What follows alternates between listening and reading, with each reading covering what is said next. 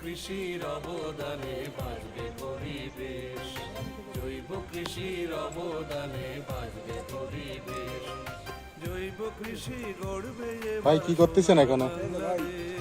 আমাদের গাছ দেখেন ভাই, গ্রাউন্ড সিটের ভাই ফিল্ড লিডার, গাছের গ্রোথ দেখেন, গাছ দেখেন এক এক গাছে ফুল কি প্রতিটা গাছ, একটা গাছও কোনো সমস্যা নেই ভাই। গাছের বয়স মাত্র 80 দিন।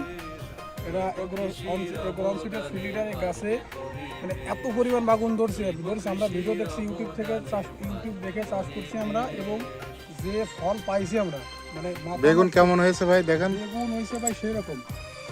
বেগুন দেখেন এক একটা গাছের অবস্থা, প্রতি গাছ এক একটা গাছ উঁচু করলে ভাই 30-35টা করে বেগুন, মানে প্রতি গাছ, খালি একটা গাছে না।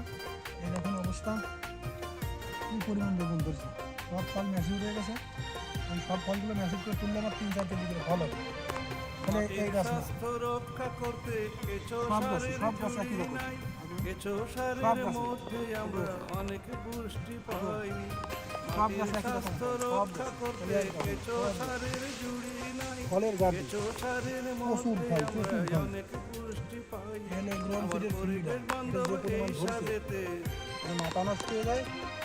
পরিবেশ বান্ধব এই সারেতে ক্ষতির নাই কোলে, জৈব কৃষির অবদানে বাঁচবে দেখান এটা আমরা জৈব চাষ করে অনেক লাভবান হচ্ছি, এবং বাজারে দাম বলে এবং চাহিদা বলে, এবং এই বেগুন নিলে পারে অন্য বেগুন বিক্রি হয় না। ঠিক আছে, আমার বেগুন থাকলে পরে অন্য বেগুন নিতে চায় না।